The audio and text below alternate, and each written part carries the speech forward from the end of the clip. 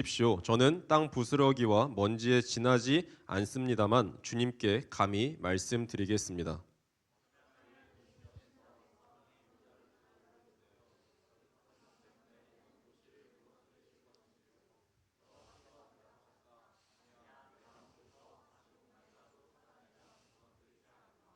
아브라함이 다시 여호와께 여쭈었다. 어쩌면 거기에 40명밖에 없을지도 모르는데요. 여호와께서 대답하셨다. 그 40명을 위해서라도 그렇게 하지 않으마.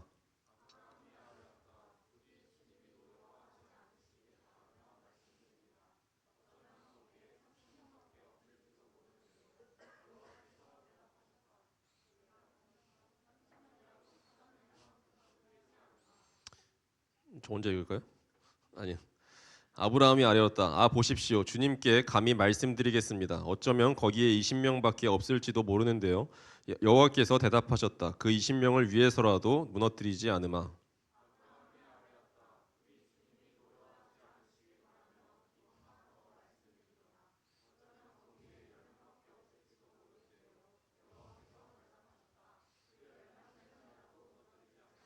함께 읽겠습니다. 여호와께서는 아브라함에게 말씀을 다 하신 뒤에 떠나셨다. 아브라함은 자기가 있던 곳으로 돌아왔다. 아멘. 여기에는 뭐 청년부가 대다수지만 청년부가 아니신 분들도 계시는데 괜찮습니다. 뭐 어쨌든 근데 제가 포커스를 청년들을 대상으로 설교를 할 예정이라 만약에 아니신 분은 그냥 감안하고 들어주시면 될 것 같습니다. 어쨌든 이제 설교를 다시 시작해 보면 이제 저희가 지난 주에는 3부 예배를 드리지 않았죠. 청년부 수련회 때문에 드리지 않았습니다.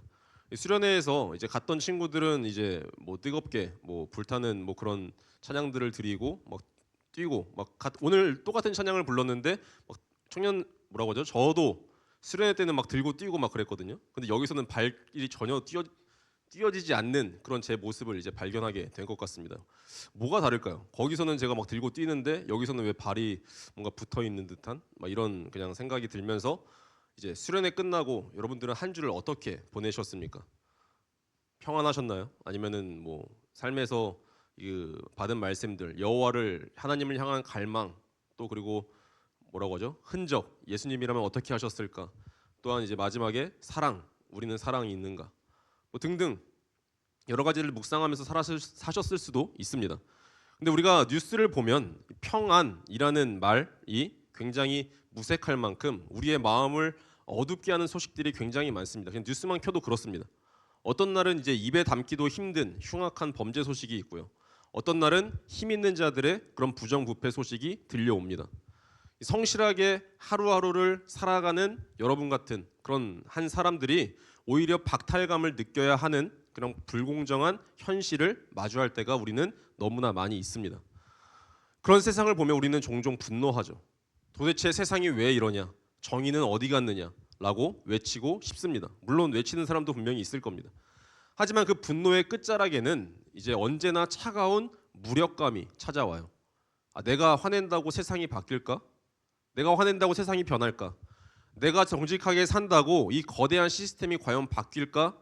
기도한다고 저 악한 현실이 달라질까? 뭐 등등. 그래서 우리는 점점 세상의 아픔에 대해서 우리는 눈을 감기 시작하고 귀를 닫기 시작하고 냉소적인 그냥 방관자가 됩니다. 내 앞가림이나 잘하자라고 하면서 마음의 문을 걸어 잠그기도 하죠. 아마 이 자리에 앉아 있는 우리 중 많은 이들은 이제 그런 마음의 갈등을 겪어 보았을 겁니다. 오늘 우리가 읽은 이 창세기 18장 본문에도 지금 우리가 느끼는 것과 이제 똑같은 절망적인 도시가 등장해요. 바로 소돔과 고모라라는 곳입니다. 들어보셨나요? 소돔과 고모라. 그곳은 죄악이 하늘까지 닿았고 부르짖음이 끊이지 않는 곳이다라고 성경은 이야기해요.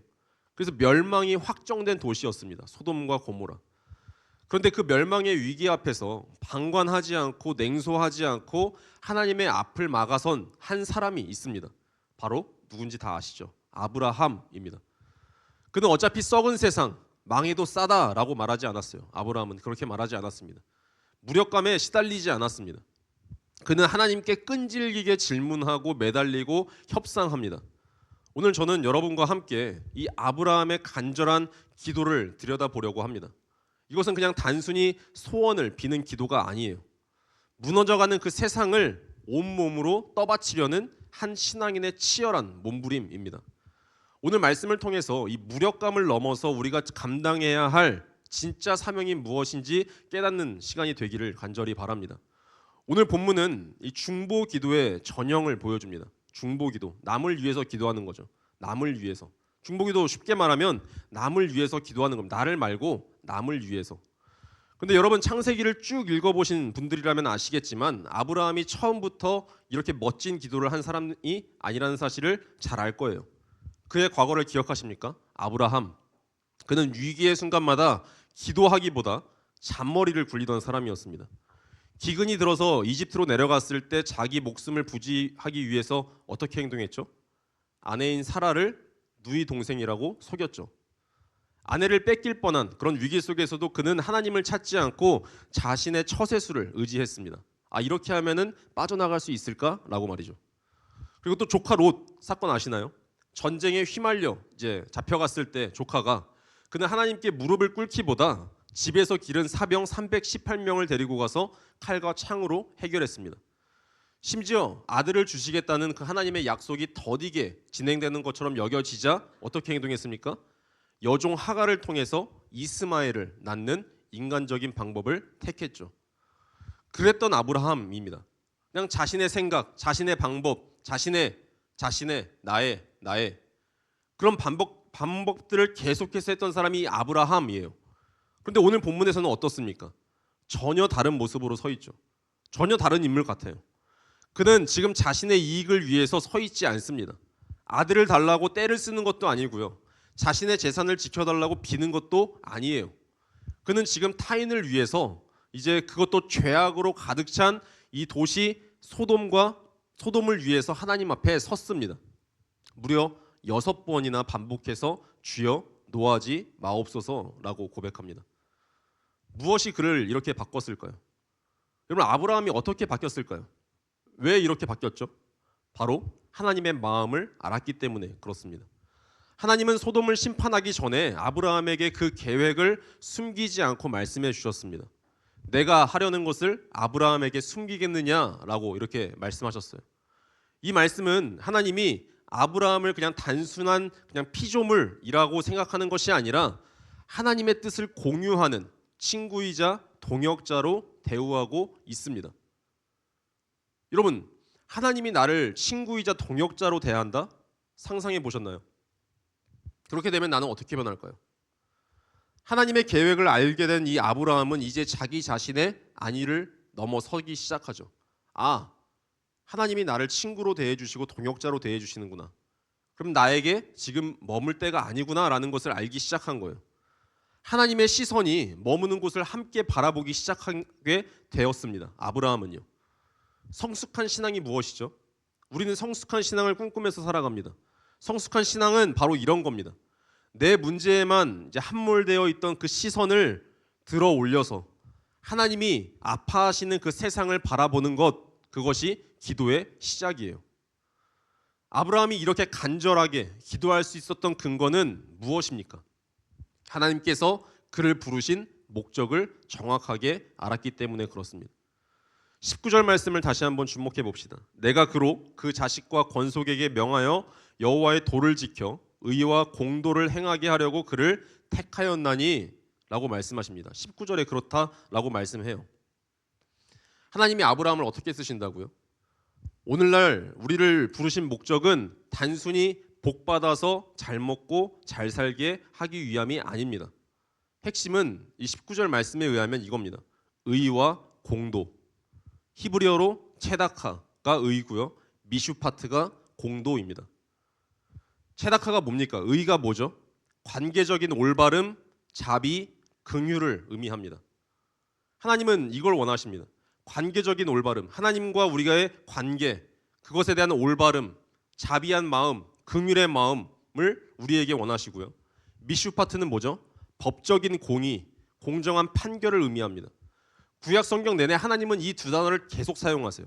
예언서 말씀을 보십시오. 이 단어가 계속 나옵니다. 당신의 백성들이 어떻게 살아야 하는지를 강조하셨습니다. 너희는 의와 공도를 따라서 살아야 한다라고 말씀하십니다. 하나님과의 관계가 정말 중요하다는 사실을 계속 강조하시고 너희는 이것을 따라서 공정하게 살아야 한다라고 말씀하시죠. 여러분, 우리의 기도는 어떻습니까? 나의 기도는 어떻습니까? 아니, 다시 질문을 바꿀까요? 기도는 하십니까? 뭐라고 기도하시나요? 우리는 무엇을 구하고 있습니까? 좋은 직장 가게 해주세요. 결혼 잘하게 해주세요. 성공하게 해주세요. 물론 필요한 기도입니다. 기도하십시오. 그렇게라도 기도해야 된다면 하셔야 하죠. 하지만 그것이 전부라면, 우리의 기도의 전부라면 우리는 하나님의 부르심의 그 목적 중 절반도 모르는 것이에요. 세상은 어떻게 돌아가고 있습니까? 여러분이 보는 세상은 어떻게 돌아가고 있나요? 힘의 논리로 돌아갑니다. 강한 자가 약한 자를 착취하고 편법이 능력으로 포장되죠. 그런 세상 한복판에서 하나님은 저와 여러분을 부르셨습니다. 이곳으로. 그리고 말씀하시죠. 너희는, 우리는 달라야 한다. 너희는 그곳에서 의와 공도를 행해야 한다라고 말씀하십니다. 아브라함은 이 사명을 알았어요. 우리도 이 사명을 알아야 되죠. 그래서 아브라함은 하나님께 묻습니다. 세상을 심판하시는 이가 이 정의를 행하실 것 아니십니까? 라고 묻는 겁니다. 이 정의와 공도를 알았기 때문에 아브라함은 하나님께 묻는 거예요. 이 소돔과 고모라 하나님께서 진짜 멸망시키실 건가요? 라고 묻는 겁니다. 하나님 정의로우시다면서요? 라고 묻는 거죠. 하나님은 공의로우신 분이 아니십니까? 악인과 의인을 함께 멸망시키는 것은 하나님의 성품인 공의에 맞지 않습니다. 라고 호소하고 있습니다. 이건 가장 신학적이고 가장 깊은 차원의 기도입니다. 사랑하는 여러분, 우리의 기도가 이렇게 확장되기를 원해요. 나의 필요를 채우는 그런 기도를 넘어서 이 땅의 불의를 아파하며 하나님의 정의가 이 땅에, 내 직장에, 내 학교에 임하기를 구하는 기도로 우리는 계속해서 나아가야 합니다. 어렵더라도요. 이제 아브라함과 하나님의 본격적인 대화가 시작되죠. 그게 오늘 우리가 읽은 말씀이에요. 아브라함은 50명의 의인이 있다면 용서해 주시겠냐라고 물어봅니다. 하나님은 좋다라고 말씀하시죠. 그리고 아브라함은 멈추지 않습니다. 45명, 40명, 30명, 20명, 그리고 마지막으로 10명까지 내려가죠. 마치 시장에서 물건값을 흥정하는 것처럼 보일 수도 있는데, 근데 이 과정은 하나님과 아브라함의 밀당이 아니에요. 이것은 아브라함이 하나님의 자비의 깊이를 확인해가는 과정입니다. 하나님의 자비의 깊이를 확인해가는 과정이 이 기도입니다. 숫자를 줄여가면서 아브라함은 깨닫습니다. 아, 하나님은 심판하기를 좋아하시는 분이 아니구나. 하나님은 어떻게든 명분만 있으시다면, 아주 작은 가능성만 있다면 그 성을 구원하고 싶어 하시는구나 라는 것을 계속 깨달아갔던 거죠. 기도하면서. 하나님은 아브라함이 30명은요, 20명은요 라고 계속 물을 때마다 화내지 않으셨죠. 오히려 즉각적으로 그래, 멸하지 않으마 라고 대답하셨습니다. 이것이 하나님의 본심이에요. 멸하지 않으마, 구원할게. 하나님은 심판을 즐기지 않으십니다. 하나님은 우리가 멸망하는 것을 원치 않으세요. 그런데 여러분, 아브라함은 왜 10명에서 멈췄을까요? 5명? 아니 1명까지 내려가지 않았을까요? 이건 그때 당시의 상황과 연결되어 있습니다. 유대 사회에서는 이 10명이라는 이 숫자가 공동체를 이루는 최소한의 단위입니다. 10명은 공동체를 이루는 최소한의 단위라고 합니다. 또한 당시 사회 구조에서 10명은 작은 가족 공동체, 또한 사회를 구성하는 기초 단위를 상징한다라고 하더라고요. 아브라함이 10명에서 멈춘 것은 뭡니까? 그 성 안에 최소한의 의로운 공동체가 있기를 바랐기 때문입니다. 개인 한 사람의 의로움도 당연히 중요하겠지만 서로 거룩한 영향력을 주고받으면서 그 사회를 지탱할 공동체가 있느냐, 그 도시의 운명을 결정한다라는 겁니다. 여러분, 이만큼 공동체가 중요해요. 소돔에는 누가 살고 있었죠? 우리가 아는 인물, 조카 롯이 살고 있었죠. 베드로후서 말씀을 보면 롯을 어떻게 가리키는지 아십니까? 의로운 롯이라고 가리킵니다. 그는 개인적으로 신앙을 지키려 애썼을지도 모릅니다. 하지만 그는 소돔을 변화시키지 못했어요. 한 사람만으로는. 그의 아내는 어떻게 됐죠? 세상에 미련을 두어 소금 기둥이 되었고, 그의 사이들은 심판의 경고를 농담으로 여겼습니다. 롯은 혼자였고 영향력이 없었으며 의로운 공동체를 만들어내지 못했습니다. 의인 10명이 없어서 소돔은 결국 무너졌어요. 이 말씀이 오늘 우리에게 주는 도전은 너무나 큽니다. 우리는 종종 나 혼자만 신앙생활 잘하면 되지라고 생각합니다. 나 혼자만 신앙생활 잘하면 되지. 뭐 교회 필요해? 공동체 필요해? 라고 말합니다. 하지만 오늘 말씀은 그렇지 않아요. 하나님은 나 혼자를 넘어서 함께 의를 행할 10사람을 찾으십니다. 우리 청년부가 또한 이 삼부 예배에 계신 모든 한 사람 한 사람들이 또한 여러분의 셈이 바로 그 10사람이 되어야 돼요. 우리는 공동체에 속해야 합니다. 아니면 무너집니다. 세상이 다 타락하고 다들 편법을 쓰고 다들 쾌락을 쫓아갈 때 아니요, 우리는 하나님의 의의 공도를 따르겠습니다 라고 말하며 서로를 붙들어주는 그 작은 공동체가 우리에게 필요합니다. 그들이 있다면 하나님은 그 직장을, 그 캠퍼스를, 그 도시를 멸하지 않으실 겁니다. 말씀을 맺겠습니다. 아브라함은 기도를 마치고 자기 집으로 돌아가죠.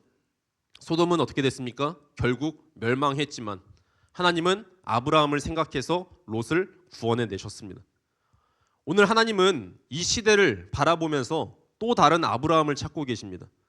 모두가 세상을 향해 손가락질하며 욕할 때 그 세상의 죄를 끌어안고 하나님 이 땅을 긍휼히 여겨주십시오 라고 기도하는 사람을 찾으십니다. 모두가 불의와 타협하며 살 때 삶의 자리에서 의와 공도를 실천하며 몸부림치는 의인 10사람을 찾으십니다. 그 공동체를 찾으시죠. 우리가 세상의 모든 악을 없앨 수 없습니다. 하지만 우리가 서 있는 그 자리에서 썩지 않는 소금이 될 수 있어요. 어둠을 밝히는 작은 빛이 될 수는 있습니다. 하나님은 여러분 때문에, 우리 때문에 이 도시를, 이 나라를 포기하지 않으십니다. 우리가 바로 그 최후의 보루입니다. 하나님, 제가 그 한 사람이 되겠습니다. 우리 청년부가, 우리의 셈이, 또한 내가 있는 그 공동체가 그 세상을 떠받치는 그 10사람이 되겠습니다 라고 결단하며 나아가는 저와 여러분 되시기를 주님의 이름으로 축원합니다. 우리 함께 찬양하면서 나아갔으면 좋겠습니다. 우리가 마지막에 불렀던 그 찬양의 제목이 하나님 아버지의 마음입니다. 정말 이 마음이 나에게 있기를, 하나님의 그 시선이, 정말 그 바라보는 그곳이 나의 눈길이 닿기를 이 시간 함께 기도하면서 찬양하면서 나아가